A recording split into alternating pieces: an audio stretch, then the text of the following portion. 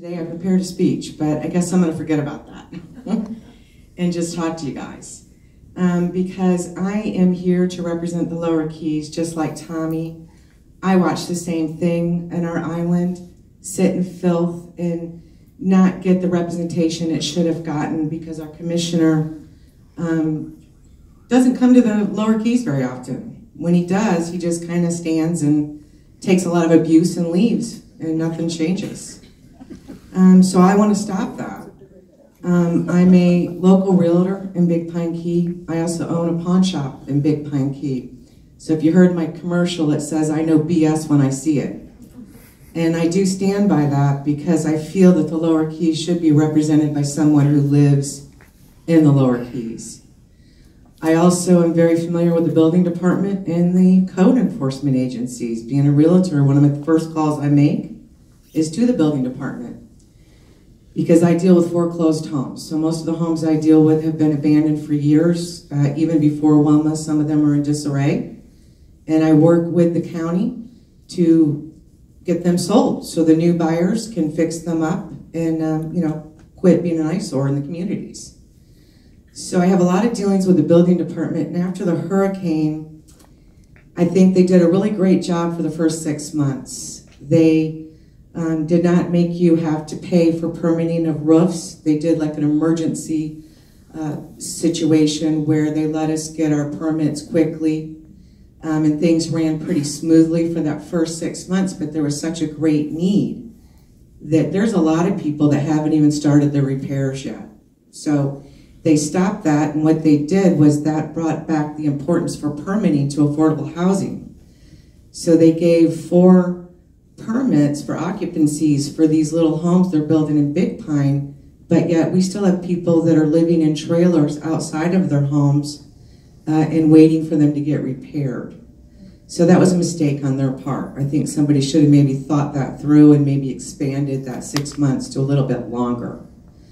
They also hired some more code enforcers, and right now they're traveling around, and just based on the outside appearance of homes, they're calling them unsafe. And then those citizens have to prove that that's not the case. Otherwise, they will make them build to today's code, and that caused a lot of our people to have to leave. I don't want to be morbid, but we did have a murder-suicide in the Lower Keys, and we also had a suicide in Fort Pine Heights. And both of those were related to their homes needing to be over 50% and needing to be built to today's specification. One of the things I did research about the AARP, you'll be glad to know I can be a member now. I didn't know the age, so I am eligible to be a member. I know. But the mission of the AARP, and I think this, I'm sorry, empowering people to choose how they live as they age. I think that's a really good mission, because I think a lot of people would prefer to remain in their homes as they age. And I think the county could maybe do a little better on some of their programs to make that happen. I also know that you had an advisory board called the Older Americans Advisory Board, which was actually created 40 years ago, 40. And according to the commission website, it hasn't been active for almost a year now. And that advisory board, I think, is important for all of us as we get older, because they were there to make recommendations to the county commission to support our county programs for aging adults. So that's one thing I could tell you that I'd want to look at. There's so many advisory committees that I found in my research that were really good ideas, and then they just kind of disappeared. So I think there's no follow through with the county. I know when I've been given these talks, I would think of these brainstorm ideas. Like, what about a monorail? Could we put up a monorail to help in our traffic problem on US 1?